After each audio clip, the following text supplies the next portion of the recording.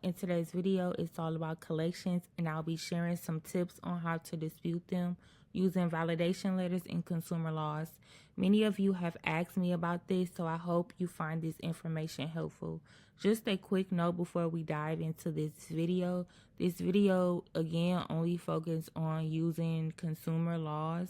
If you're looking for a more aggressive approach, stay tuned to the upcoming video either later this week or early next week, and I'll be going into a more aggressive approach when you're disputing collections. So stay tuned, but for now, let's get started with today's video on the basics of disputing collections using consumer laws. What is a collection? A collection is if you fall behind on a payment, your credit account may be sent to a collection agency or sold to a debt buyer, or otherwise known as a collection agency. A debt collector. This generally occurs a few months after you became delinquent. How does a collection impact your credit score? A collection account is generally reported to the credit bureaus and will now have an impact on your credit score due to its delinquency. Even if the collection account balance has been satisfied, the presence of the collection on your credit report will still have a negative impact on your credit score. There's two different types of collectors. You have a debt buyer or you have a debt collector. A debt buyer is a company that purchases debt that have been charged off. And then you have a debt collector, the third party company that collects debts on behalf of other companies. The primary difference between the two is the ownership status of the debt. What makes a collection verified? Of course, a consumer paying the collection, or if you're giving the original contract, a complete and accurate account, a written statement from the original creditor identifying the collection agency as owner, and then if the collection agency can provide you with written signature on the original contract. So your signature on the contract, if they can provide you with that, then that is considered verified. So there's different type of collections. We're going to go over them. I will say though, with medical collection, later this year, I believe it's in March or April, medical collection should no longer be on your credit report. I'll double check that date and let you guys know. Besides medical though, you have paid collections, collections that have a zero balance, unpaid collections, collections that have been settled or paid, collection from charge off, collections that was sold after the account has been charged off, and then you have time barred collections, collections that have surpassed the statute of limitations, and you can no longer be sued for the debt. I don't know if you guys know this, but you have a statute of limitations on your debt. So you will look up the statute of limitation for your particular state. Like some states is 3 years from the date of last delinquency. After the 3 years, that collection agency can no longer try to come after you, try to sue you, so you'll be free to go and try to dispute that collections. Like some people, when it comes to disputing collections, they'll have a high balance collection and they'll go after the collection agency, and the collection agency will turn around and try to sue them because it's a high balance collection.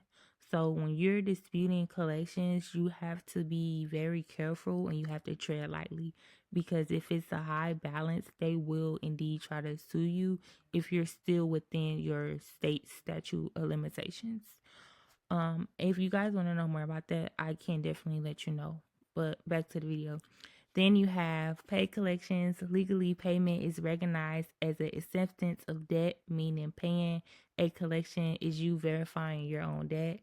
Contrary to popular belief, unless a collection was paid before it reported to your credit report, paying it does not entitle you to a deletion. A collection account, paid or unpaid, remains on your credit report and is visible to potential creditors for 7 years from the date of the first missed payment on the debt in question. Unpaid collections, unless a prior agreement has been made with the collection agency, this debt is still considered unverified. Typically has the highest rate of deletions. And then time barred collections, it's best not to make no contact with collection agency as they cannot sue. The clock on the debt doesn't reset if it's transferred to another creditor. Your original delinquency date remains the date for both of the original account and the collection agency account. Be careful when you talk with collectors. Don't promise to make a payment or give them any payment information, such as a bank account. They may take that as an acceptance of debt and report it to the credit bureaus. Okay, let's go over some rules. So, never ignore collection notices. You need to always respond with a debt validation because most of your collectors will not be able to properly validate the debt. You ignoring the collection notices within 30 days of receiving a letter is legally granting them the right to send your collection to the credit bureaus unverified. What if the debt collector never sent me a written notice of the debt? You can still assert your dispute and verification rights. The 30-day time limit will not apply. If a debt is sold to another collection agency, the dunning period starts over and the collection agency must follow the process all over again. After a collection agency reaches the credit bureau, the damage is already done, but do not panic. You need to start your dispute process. Keep all records of correspondence to and from the credit bureaus. Collection accounts should include a date opened on your credit report, date closed if it was paid, a balance that's owed, original balance, the status, original creditor, account type, and the date of the first delinquency. Collection accounts should not include a payment history, past due balance, or monthly payments. Debt validation. FDCPA. What is the dunning period? The time after an account is sent to a collection but before an account reaches the credit bureau and listed on your credit report. Debt validation starts before a collection reaches the credit bureau. Many miss this important step. The FDCPA only recognizes disputes in writing. By law, two things must happen before a collector can send an item to the credit bureau. Before the collections pops up on your credit report, the debt collector must attempt to contact you via phone or mail. They must send a dunning letter to you via mail outlining your rights to request that validation. This is where you need to send a debt validation letter directly to the collection agency to stop the collection from ever legally reporting. The FDCPA requires a debt collector to cease collections and respond to you with validation of debt before sending it to the credit bureaus. If such notice is ignored, it is a direct violation of the FDCPA. So this is how you will want to go about disputing when it comes to collections. So step 1 is request reinvestigation from the credit bureaus. If it's verified, you're going to proceed to step 2. If it's updated, inspect what was updated and look for dispute remarks. Then proceed to step 2. If it was deleted, do not follow up. Keep a copy of the results for your records. Step 2, follow up on your disputes with a round 2 letter that formally states that you disagree with disputes results and why. If it comes back verified, you're going to proceed to step 3. If it comes back updated, inspect what was updated, then proceed to step 3. If it was deleted, of course, you do not follow up. You will keep copy of the results for your records. Step 3, you're going to challenge collection directly with the debt collector. If it's verified, follow up with the debt collector with a letter formally disagreeing why. If deleted, do not follow up. Keep a copy of the results for your records. Reasons to give your why. You did not receive any documentation. Inaccurate information is still present. Incomplete information still present. Receive irrelevant information, so like a bill, that's it. And then step 4 is factual disputing to the credit bureaus and collection agency. If it's verified, you're going to proceed to step 5. If it's updated, inspect what was updated, then proceed to step 5. If deleted, do not follow up. Keep a copy of the results for your record. Step 5 is you need to go directly to the CFPB or either file an FTC report to get that collection moved. What happens when one bureau deletes and the other did not?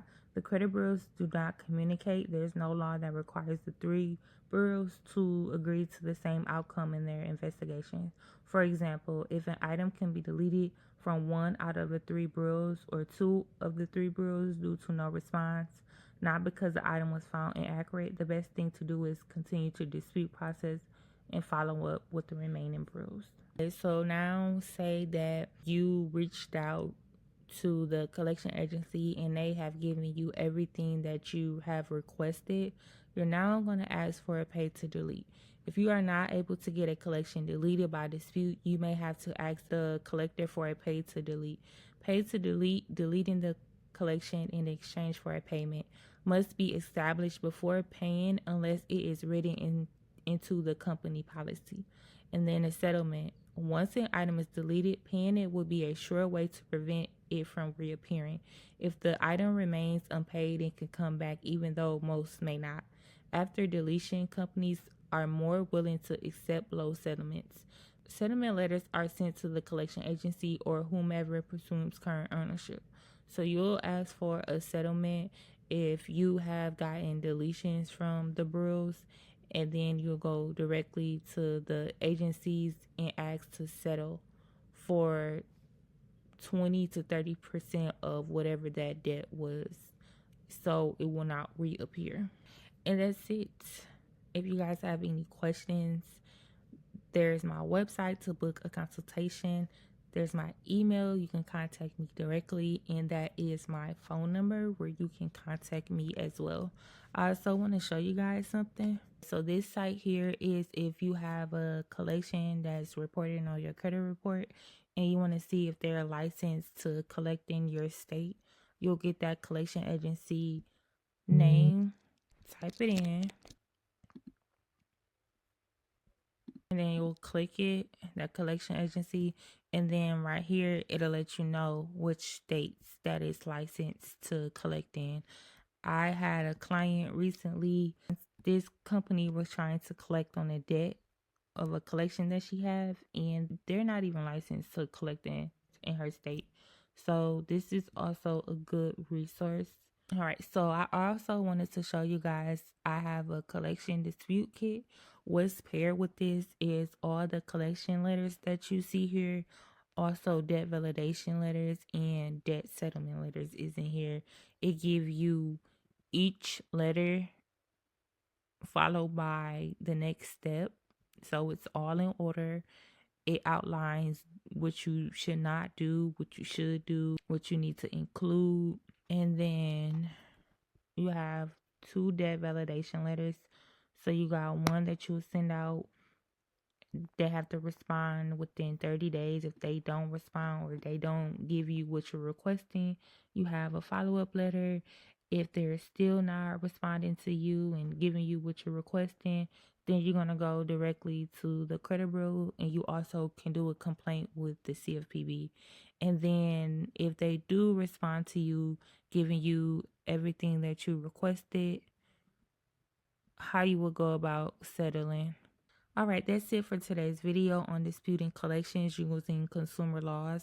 I hope you found this information helpful and feel more confident navigating this process. Remember, there's so much more to learn about disputing collections, so stay tuned. In the upcoming months, I plan to do a webinar explaining and going more in depth of credit repair and disputing and building credit. Also, if you're currently disputing DIY, so do it yourself, and would like to be a part of a supportive community, please let me know in the comments below or email me. I'm considering starting a support group where we can all share experiences and learn from each other. Thank you so much for watching, and don't forget to like this video if you found it helpful. If you haven't already, please subscribe to my channel for more credit repair tips and strategies. I'll see you guys in the next one. Bye.